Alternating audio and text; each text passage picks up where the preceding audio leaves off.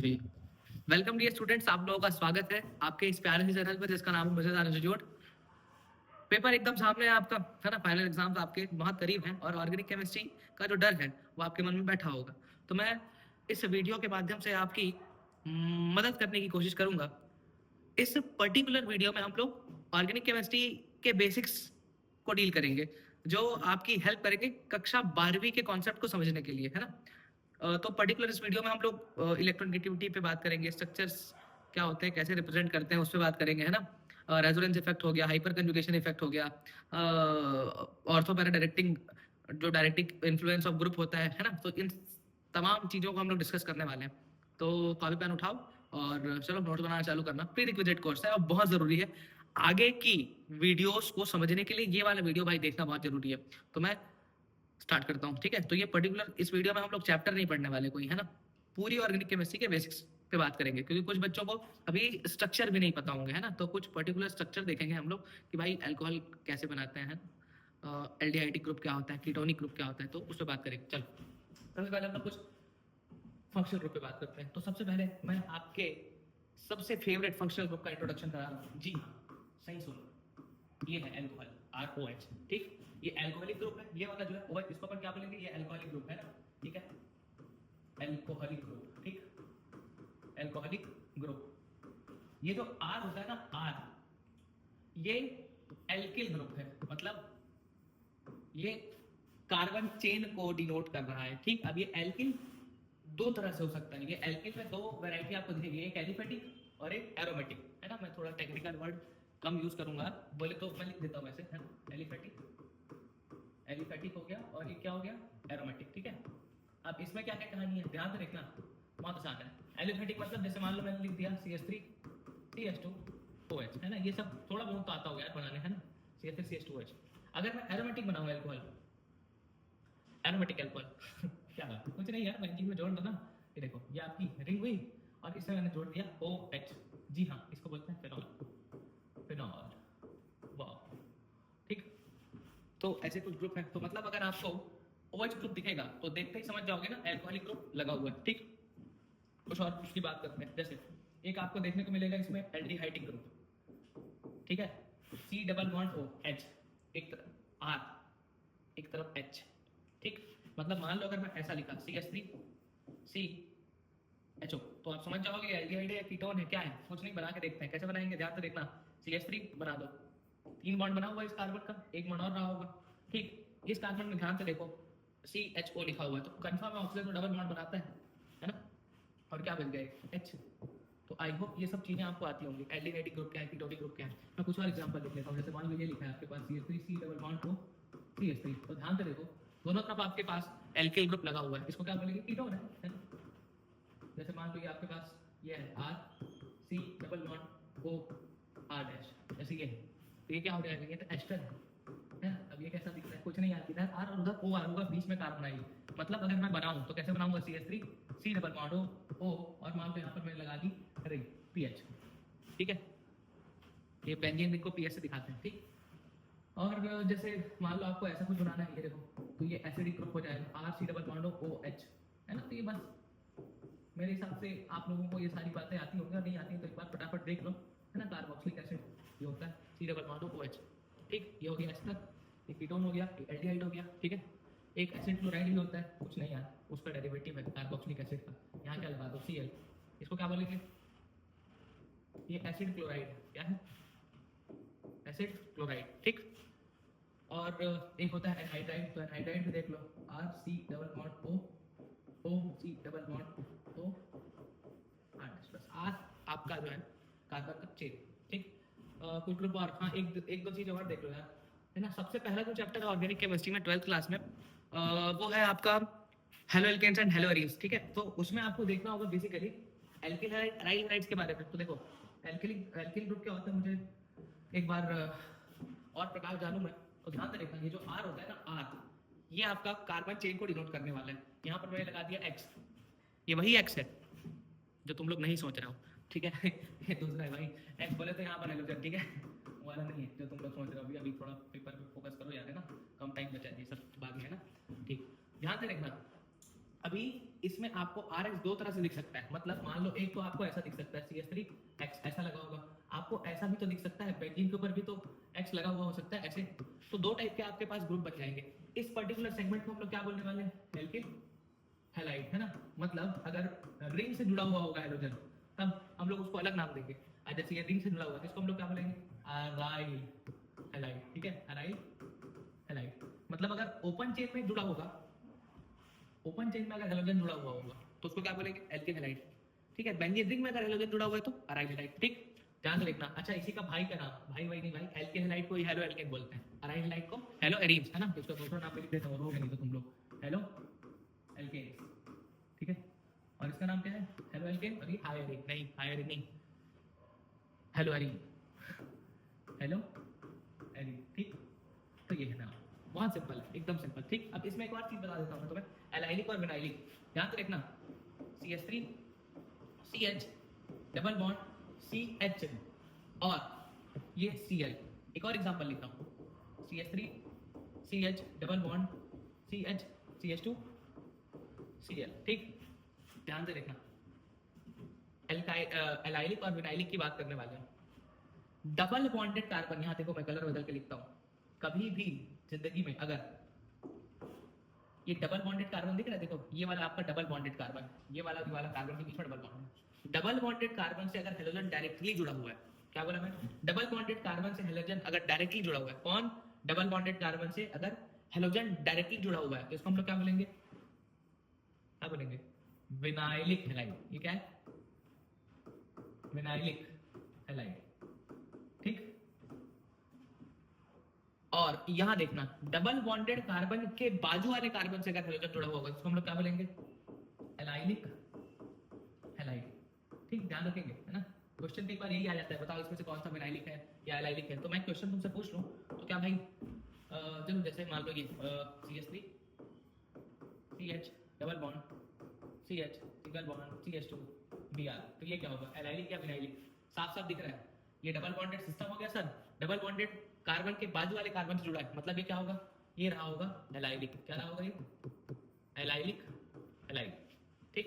अच्छा, एक क्वेश्चन और दे रहा हूँ, इसका आंसर जो है कमेंट में बताना कि यार ये जो है एलाइलिक होगा या विनाइलिक, ठीक है, ये एलाइलिक होगा या विनाइलिक। चलो पहले एक क्वेश्चन करो, चलो ये वाला बताओ, है ना।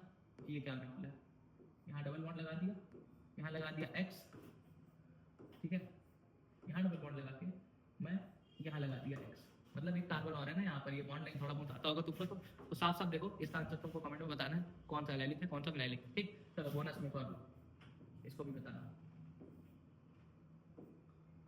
एलाइलिक है या विनाइलिक है, ठीक है। तो ये कमेंट में आप बताना। तो ये हुआ स्ट्रक्चरल रिप्रेजेंटेशन, है ना। एक बार फिर से थोड़ा सा देख लो क्या क्या चीजें थी, ध्यान से देखना, मैं समराइज कर देता हूँ एक पेज में, ठीक। ध्यान से देखो, ये था आपका कार्बोक्सिलिक एसिड, ठीक। नाम नहीं लिखूंगा, तुम लोग लिखोगे, कार्बोक्सिलिक एसिड, एल्कोहल, दो टाइप का, एलिफेटिक एरोमेटिक। एरोमेटिक में बेंजीन लगा होगा उस पर लगाएंगे, ठीक। फिर RX, इसमें भी दो टाइप था, एक एलिफेटिक एरोमेटिक, मतलब कुछ नहीं यार, पता है ना, एक ओपन चेन में और एक बेंजीन रिंग में, बस।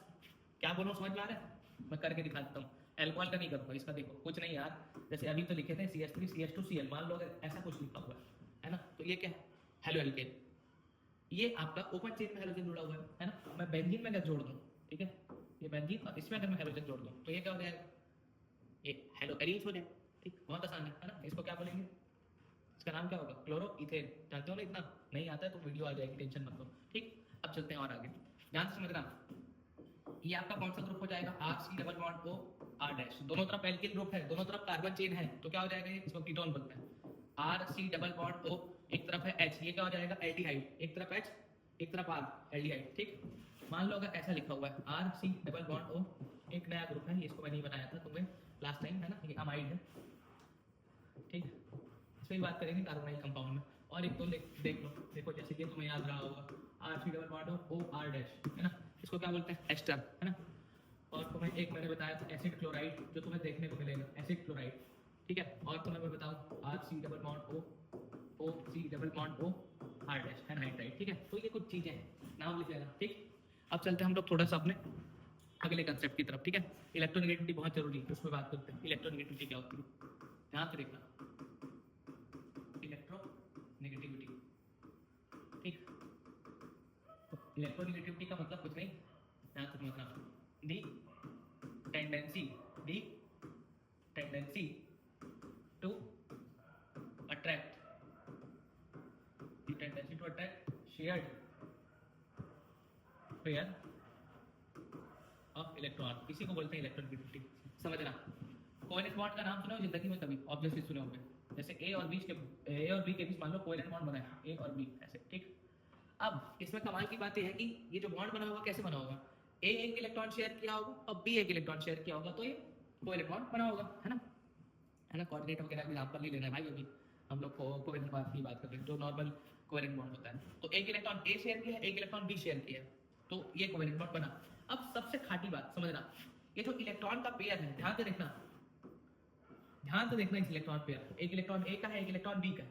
तो एक केस ऐसा हो सकता है कि ये जो पेयर है, शेयर्ड पेयर, वो बी की तरफ खींचा हुआ हो, और एक स्थिति ये भी हो सकती है कि ये जो शेयर्ड पेयर है वो ए की तरफ खींचा हो। ध्यान से देखो, दिख रहा है, आंख है तुम्हारे पास, यस है। तो इस पर्टिकुलर केस में ये जो शेयर्ड पेयर है वो बी की तरफ शिफ्ट है, और ये वाला केस है, इसमें जो शेयर्ड पेयर है वो ए की तरफ शिफ्टेड है ना। बस, तो वो एटम इलेक्ट्रॉन को अपनी ओर खींच के रखेगा जिसकी इलेक्ट्रोनेगेटिविटी ज्यादा है, ठीक है। तो जैसे मान लो इस पर्टिकुलर सिनेरियो में देखो, बी अगर अपने तरफ इलेक्ट्रॉन खींच के रखा हुआ है, तो यहां से मैं क्या कंक्लूड करूंगा कि B is more electronegative than A. यहां पे क्या लिखूंगा, B is more electronegative than A.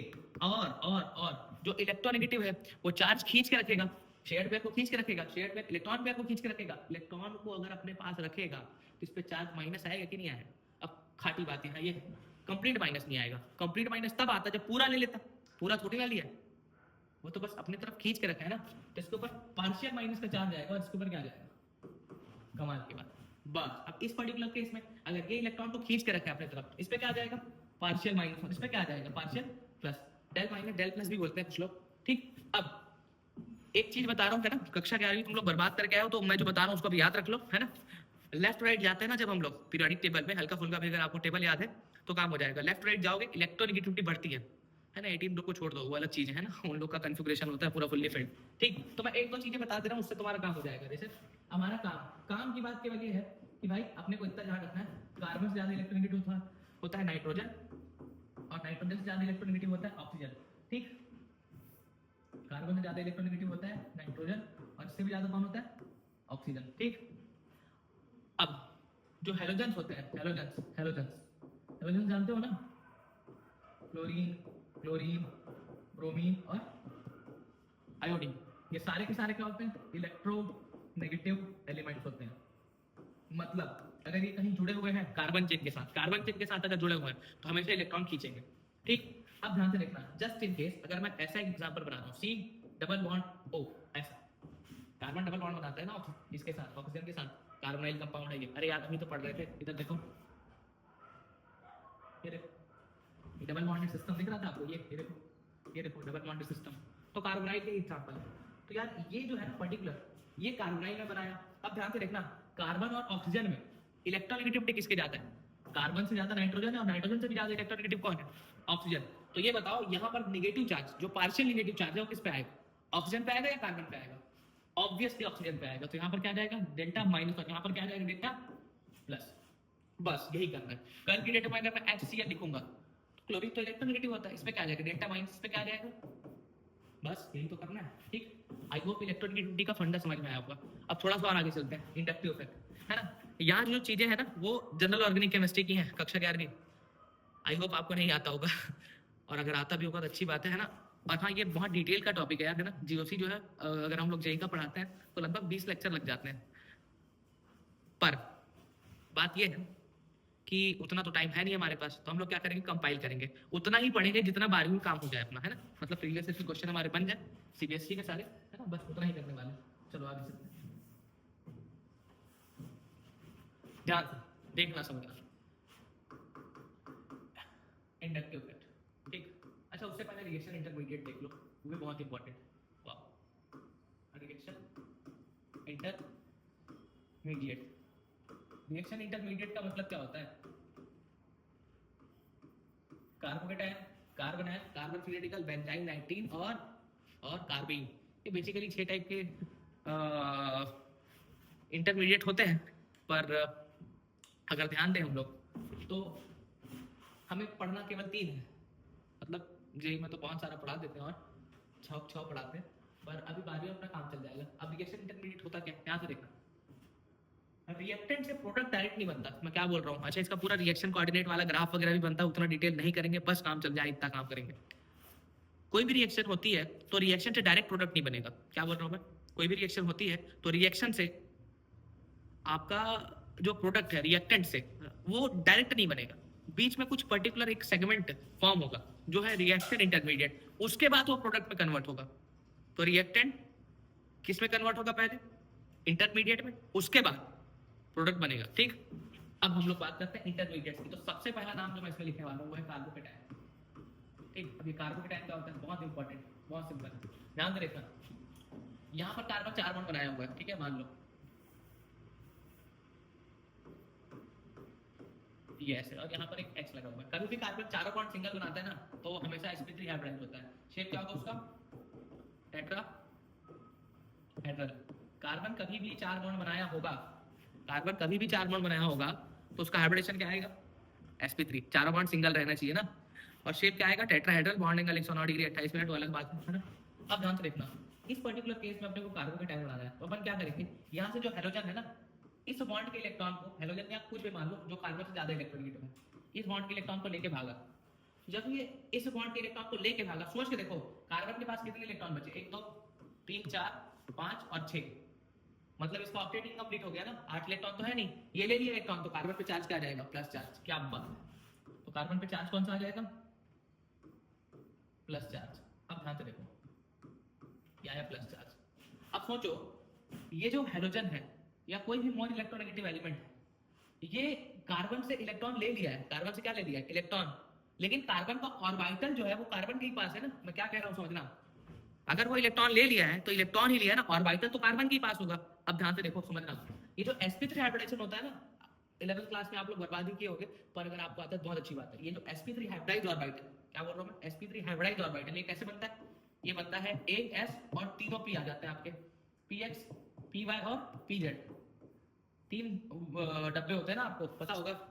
P सब शेल में 3 ऑर्बिटल होते हैं, PX, PY, PZ। तो एक S और 3 P मिलके क्या बनाते हैं? sp3, sp3, sp3 और sp3।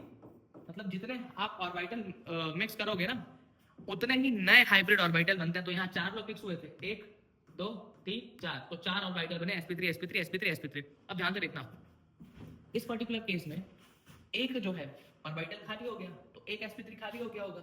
ऐसा नहीं है भाई उसके लिए कहानी अलग है। कभी भी कार्बन 3 बॉन्ड बनाया होगा ना, आप सीधे उसका हाइब्रिडेशन क्या बोलना? sp2। अब शेप क्या होगा इसका?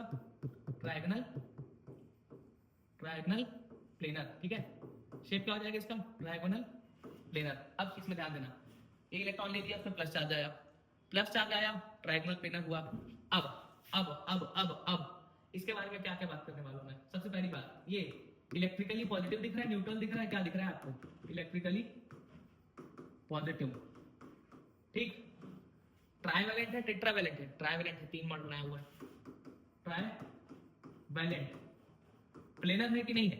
प्लेनर है, ये सब प्लेनर है। और सबसे खाटी बात, इलेक्ट्रॉन डेफिशिएंट है या इलेक्ट्रॉन रिच है? ऑब्वियसली डेफिशिएंट है, प्लस चार्ज है ना, इलेक्ट्रॉन के लिए मर रहा है, भूखा इलेक्ट्रॉन का, इलेक्ट्रॉन डेफिशिएंट है। ठीक, ये हुआ। तो ऐसा, इसी तरह ये तो वो कार्बोकेटायन, कुछ नहीं। कार्बन देखो, जस्ट मैं एग्जांपल बताता हूँ। CH3 जैसे Cl है, मान लो कोई पर्टिकुलर कोई रिएक्शन है जिसमें ये Cl यहाँ से हट रहा है, तो यहाँ पर क्या बन जाएगा? CH3 प्लस, और Cl अलग हो गया, Cl माइनस, ये अलग हो चुका है मान लो। तो ये जो बना ना, ये कार्बोकेटायन है। ठीक है, कार्बोकेटायन है ना, बस ये मैं बताना चाह रहा हूँ। तो इस तरह से रिएक्शन का इंटरमीडिएट बनेगा। ये आगे कुछ और रिएक्शन करेगा, हो सकता है कोई दूसरा न्यूक्लियोफाइल इस पर अटैक करे। न्यूक्लियोफाइल क्या होता है, इलेक्ट्रोफाइल क्या होता है, बात करेंगे उस पर आगे, है ना। तो ये हुआ आपका कार्बोकेटायन। ठीक है, देख लिए, आगे चलता है। अब मैं कार्बन आयन और फ्री रेडिकल एक साथ निपटाता हूँ। कार्बन आयन है ना, फोटो नहीं बनाएंगे इस बार, मैं सीधे लिख रहा हूँ। कार्बन आयन मतलब कुछ नहीं, एक एग्जांपल लिख के देखो, कार्बन पे माइनस, CH3 माइनस वगैरह ऐसा जैसा है। तो कार्बन आयन है, अगर कार्बन आयन की बात करूँ मैं, तो ये एनायन है, सबसे पहली बात नाम में एनायन है, तो इलेक्ट्रिकली क्या है, इलेक्ट्रिकली नेगेटिव, इलेक्ट्रिकली क्या है, नेगेटिव, ठीक है ना। टेट्रावैलेंट होता है ये, टेट्रावैलेंट। अभी टेट्रावैलेंट कैसे हुआ, बहुत कमाल की बात है। इसके पास बेसिकली 3 लोन पेयर होते हैं, वो वाह, 3 बॉन्ड पेयर होते हैं और 2 नहीं 1, 3 बॉन्ड पेयर और 1 लोन पेयर भी होता है। ट्राइवेलेंट भी लिख देते हैं कुछ लोग इसको, क्योंकि बेसिकली 3 बॉन्ड बनाया है, पर यार 1 लोन पेयर भी है ना, हाइब्रिडेशन अभी भी sp3 होता है। क्या होता है, sp3। आगे कमाल की बात ये है कि यार ये जो होता है ना, ये नॉन प्लेनर होता है, ये नॉन प्लेनर होता है, मतलब इसका शेप क्या होगा, इसका शेप तो टेट्राहेड्रल ही होगा। अगर ऐसा सोच रहे हो तो गड़बड़ सोच रहे हो। अब एस्पेक्ट सॉरी याद है, इसका शेप पिरामिडल होता है, पिरामिडल। अब उससे बात नहीं करेंगे ज्यादा, बस पिरामिडल होता है, क्योंकि ऊपर लोन पेयर है, लोन पेयर को अपने से छुपा के देखते हैं ना शेप, ठीक, तो नॉन प्लेनर। अच्छा, जो इंपॉर्टेंट बात है वो ये है, इलेक्ट्रिकली क्या है, नेगेटिव, ठीक। अब एक आता है फ्री रेडिकल, इसी पे क्या आएगा, फ्री रेडिकल। अब फ्री रेडिकल क्या होता है देख लो, फ्री रेडिकल, फ्री रेडिकल का मतलब कुछ नहीं, ध्यान रखना। जैसे मान लो CH3 यहाँ पर लिखा हुआ है, एग्जांपल ले लेते हैं अपन कोई एटम का, C है ना, और ये बॉन्ड बनाया किसी के साथ, इधर कर दो कंप्लीट, इधर कुछ एटम है जैसे Z है ना, एक इलेक्ट्रॉन C का और एक इलेक्ट्रॉन Z का, दोनों को शेयर करके बॉन्ड बनाया। एक इलेक्ट्रॉन को Z रख लिया वापस अपने इलेक्ट्रॉन को, और अपने इलेक्ट्रॉन को वापस C रख लिया। क्या बोला मैं, इसको होमोलिटिक फिजन बोलते हैं, है ना। Z अपने इलेक्ट्रॉन को रख लिया वापस और C अपने इलेक्ट्रॉन को रख लिया वापस, तो यहाँ से आपको ये कुछ ऐसा दिखेगा, कार्बन के 3 बॉन्ड होंगे ऐसे, और यहाँ पर एक रेडिकल बचेगा, एक इलेक्ट्रॉन इसका खुद का, और Z भी अलग हो गया, इसमें भी क्या आएगा, एक रेडिकल। तो ये जो बना ना, इसको क्या बोलते हैं, फ्री रेडिकल, ठीक है, ये फ्री रेडिकल। इलेक्ट्रिकली क्या दिख रहा है आपको, इलेक्ट्रिकली क्या दिख रहा है, इलेक्ट्रिकली क्या दिख रहा है, इलेक्ट्रिकली न्यूट्रल है, कोई चार्ज नहीं है। कैसे नहीं है चार्ज, अरे भाई वो दूसरे का इलेक्ट्रॉन लिया है क्या, नहीं, खुद का इलेक्ट्रॉन दिया है क्या, नहीं, तो जब इलेक्ट्रॉन का ट्रांसफर हुआ ही नहीं है तो चार्ज कैसे आ जाएगा, कोई ट्रांसफर नहीं हुआ, अपने इलेक्ट्रॉन ये रख लिया, अपने इलेक्ट्रॉन ये रख लिया। अब चलते हैं आगे। अच्छा हाँ, इसमें एक चीज और ध्यान रखना, कार्बोनात्मक फ्री रेडिकल में इलेक्ट्रॉन डेफिशिएंट है या इलेक्ट्रॉन रिच है, सबसे इंपॉर्टेंट बात ये दोनों आएगी, इलेक्ट्रिकली नेगेटिव है, और दूसरी बात इलेक्ट्रॉन रिच है या इलेक्ट्रॉन डेफिशिएंट है। अरे एनायन है भाई, नेगेटिव चार्ज है उस पर, तो इलेक्ट्रॉन रिच होगा ना, यस। ये क्या है, इलेक्ट्रॉन डेफिशिएंट या रिच, बोलो डेफिशिएंट, पूछो कैसे, ध्यान से देखो, गिनता है इलेक्ट्रॉन कार्बन का 1 2 3 है ना, और एक रेडिकल, कितने इलेक्ट्रॉन इसके पास, 1 2 3 4 5 6, और ये एक 7, तो इसका इनकम्प्लीट है ना ऑक्टेट, क्या है, इनकम्प्लीट ऑक्टेट। और अगर ऑक्टेट इनकम्प्लीट है, अगर ऑक्टेट इनकम्प्लीट है तो ये पक्का क्या होगा, इलेक्ट्रॉन डेफिशिएंट, ठीक। अब यहीं से हम लोग नए सेगमेंट की बात करने वाले हैं, स्टेबिलिटी ऑफ इंटरमीडिएट्स की, बहुत ज्यादा जरूरी है, देख लो एक बार है ना, वीडियो को पीछे भी कर लेना अगर दिक्कत करे तो। अब हम लोग रिलेटिव स्टेबिलिटी देखेंगे, ओह सॉरी, बहुत कमाल की बात। जैसे मैं तीनों केस लिख रहा हूँ, एक मैं लिख रहा हूँ CH3+, ठीक है, यहाँ पर मैं कुछ लगाऊंगा, अभी मैं यहाँ पर लिख रहा हूँ CH3-, यहाँ पर भी मैं कुछ लगाऊंगा, और यहाँ पर मैं लिख दे रहा हूँ CH3 का रेडिकल। नहीं चलो इन दोनों को ही कंपेयर करते हैं अभी, जस्ट इन केस। मान लो यहाँ पर लगा हुआ है आपके पास, जस्ट लगा हुआ है, क्या लगा हुआ है, Cl है ना, इस पे भी Cl है ना। अभी हम लोग केवल इंडक्टिव की बात करने वाले हैं, इंडक्टिव का इंट्रोडक्शन होगा ना, इसलिए मैं फीलिंग दे रहा हूँ आपको। अब सोचो, कोई बैक बॉन्डिंग वगैरह वाली बात मत कर देना भाई अभी ना, वो बहुत अलग बातें हैं, अभी उसमें उतना नहीं डिटेल जाना है, अभी बस इंडक्टिव का टच ले रहे हैं अपन, ठीक है। सोच के देखो, कार्बन पे प्लस चार्ज है, बाजू में कौन है, हेलोजन, हेलोजन इलेक्ट्रोनेगेटिव होता है, अभी बात की थोड़ी देर पहले, देखो यहीं पर लिखा हुआ था, ये देखो, जो फ्लोरीन क्लोरीन ब्रोमीन आयोडीन है, ये सारे के सारे क्या होते हैं, इलेक्ट्रोनेगेटिव। तो अगर ये इलेक्ट्रोनेगेटिव है तो ये क्या करेंगे, इलेक्ट्रॉन खींचेंगे ना। अब ध्यान से देखना, इलेक्ट्रॉन क्या करने वाले, खींचने वाले, इलेक्ट्रॉन क्या करने वाले, खींचने वाले। अब ये तो भाई कार्बोकेटायन है ना, कार्बोकेटायन का मतलब इलेक्ट्रॉन डेफिशिएंट या इलेक्ट्रॉन रिच, उस पर प्लस चार्ज है, मतलब वो इलेक्ट्रॉन डेफिशिएंट होगा ना। सोच के देखो, अगर उस पर प्लस चार्ज है तो पक्का इलेक्ट्रॉन डेफिशिएंट होगा। अगर वो इलेक्ट्रॉन डेफिशिएंट है तो भाई आप बाजू में ऐसा चीज लगाए हो जो और उससे खींचे जा रहा है इलेक्ट्रॉन। अब गरीबी में आटा गीला, उसके पास खुद इलेक्ट्रॉन नहीं है, दूसरा आइटम क्यों खींचवा रहा है उससे इलेक्ट्रॉन। तो सोच के देखो, क्या यहाँ पर ये जो क्लोरीन है ये इस कार्बन की स्टेबिलिटी को घटा रहा होगा या बढ़ा रहा होगा, घटा रहा होगा। इंडक्टिव की बात करें तो घटाए नहीं यार, प्लस चार्ज है, तुम खींचने वाला चीज लगा दी और खींचे जा रहे हैं इसे इलेक्ट्रॉन, मर जाएगा वो। अब यहाँ पर ध्यान से देखना, यहाँ पर क्या है -4, इस पे -4 है। कभी भी स्टेबिलिटी कब बढ़ती है देखना, एक चीज ध्यान रखना, स्टेबिलिटी जो है ना वो बढ़ेगी when when चार्ज फैलेगा, फैलेगा मतलब डिस्पर्स होगा चार्ज। अब एक ही जगह चार्ज बहुत ज्यादा है CH3 में माइनस, तो उसको अच्छा नहीं लगता। क्लोरीन क्या करेगा, थोड़ा थोड़ा धीमे धीमे खींच लेगा इसका चार्ज, मतलब इसके चार्ज को कम करेगा ना। इस पे माइनस चार्ज है मतलब बहुत सारा चार्ज है इसके ऊपर, इलेक्ट्रोनेगेटिविटी बहुत ज्यादा है।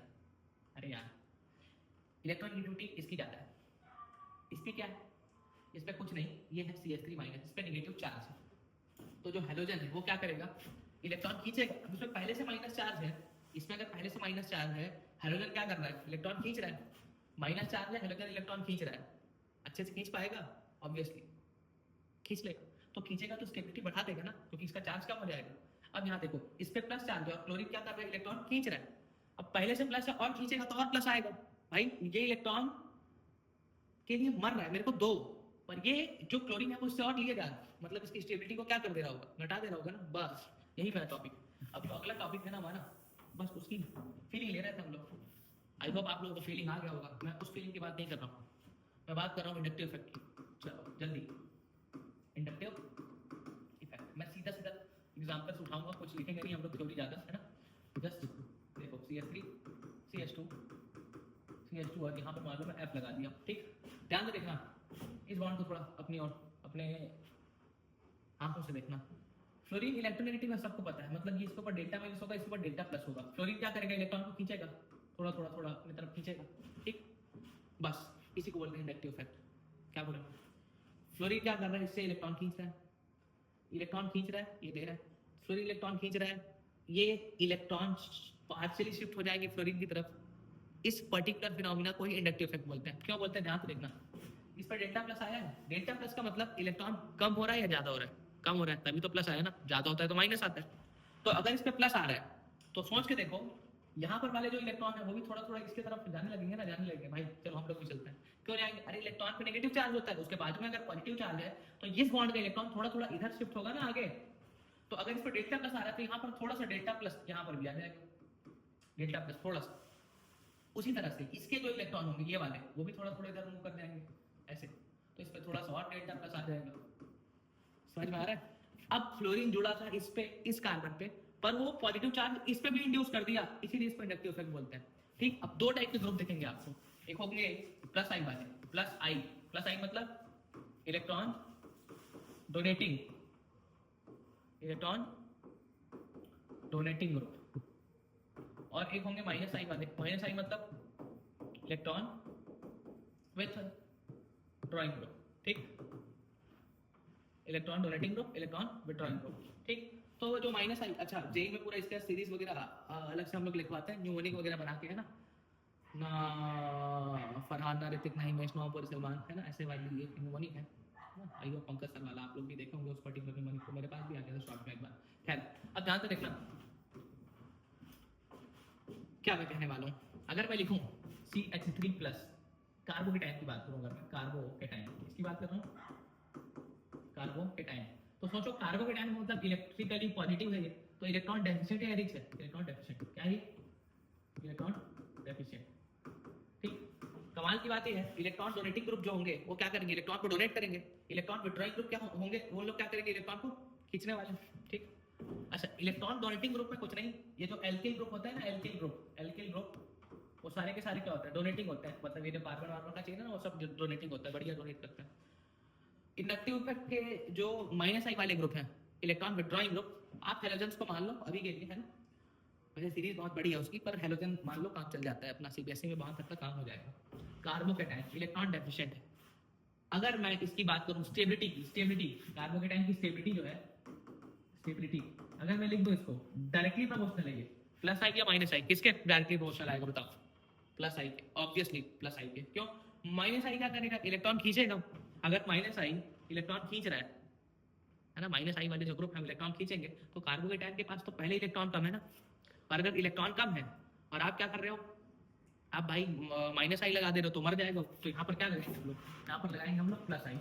मतलब अगर कोई प्लस आई ग्रुप लगा हुआ है तो कार्बोकेटाइन की स्टेबिलिटी क्या हो जाएगी, बढ़ जाएगी। ठीक, अब अगर मैं बात करूं कार्बोकेटाइन की स्टेबिलिटी, अच्छा कार्बोकेटाइन की स्टेबिलिटी प्लस आई के डायरेक्टली प्रोपोर्शनल है, फ्री रेडिकल में भी ऐसे ही होगा, फ्री रेडिकल में भी ऐसे ही होगा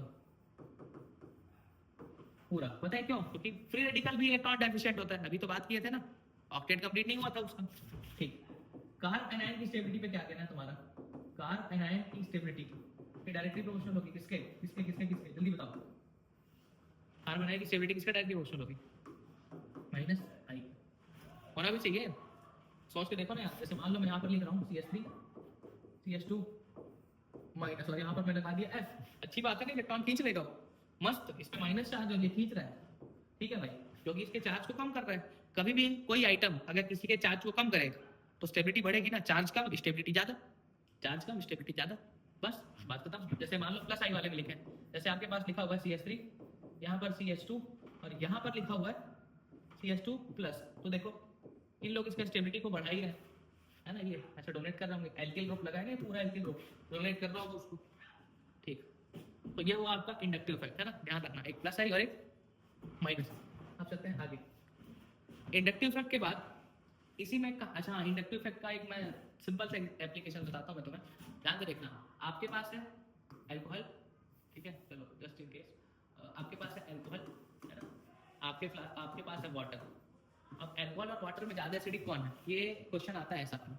अल्कोहल वाटर और फिनॉल पे आता है कल की डेट में, अभी फिनॉल में हम लोग रेगुलर से भी पढ़े नहीं है तो इसलिए हम लोग बात नहीं करेंगे, बाकी चीजें आगे होंगी।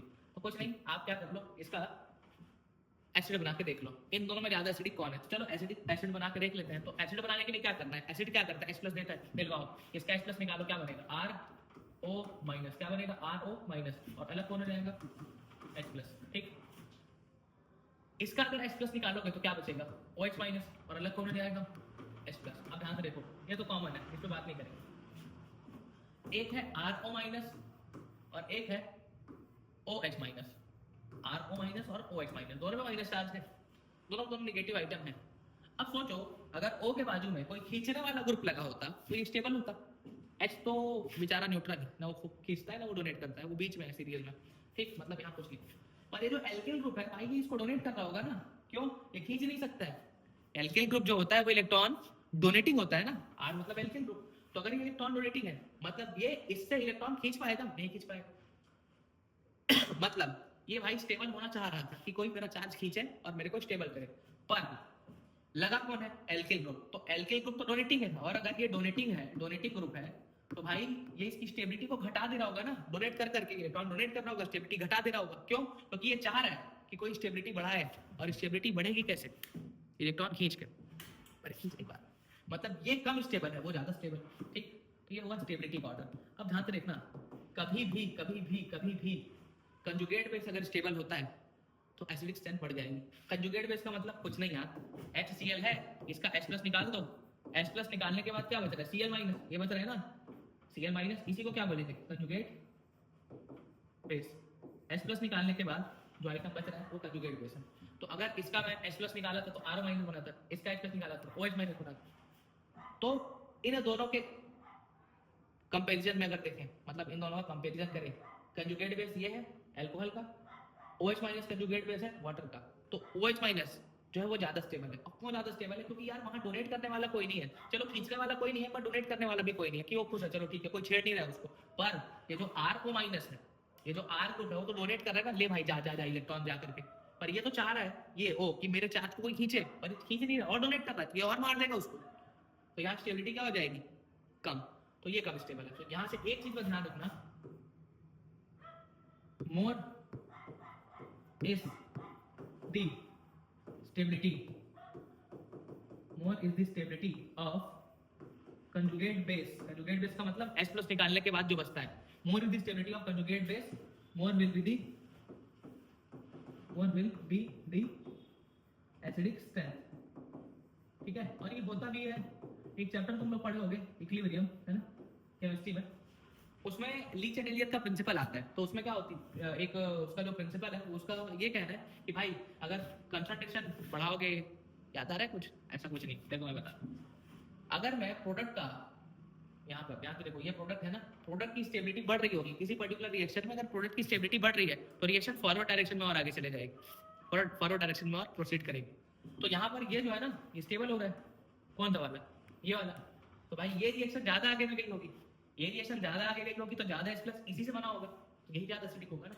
ये रिएक्शन तो आगे जा ही नहीं पाएगी ज्यादा, क्यों? क्योंकि ये स्टेबल नहीं है। क्यों स्टेबल नहीं है बात कर चुके हैं, ठीक। चलो चलते हैं आगे, ठीक है। ध्यान से देखना, एक हाइपर कंजुगेशन और एक इफेक्ट है, उसको ध्यान से देख लो। हाइपर कंजुगेशन बहुत जरूरी है, कुछ नहीं यार, अल्फा हाइड्रोजन गिरना होता है। हाइपर कंजुगेशन, अल्फा हाइड्रोजन गिनो मेरे साथ बस। लगेगा किसमें? डबल बॉन्ड में लगेगा एक, तो है ना, एक लगेगा ये कार्बोकेटायन में और एक लगेगा फ्री रेडिकल में, ठीक। कैसे? ध्यान से देखना, मैं गिनता हूँ।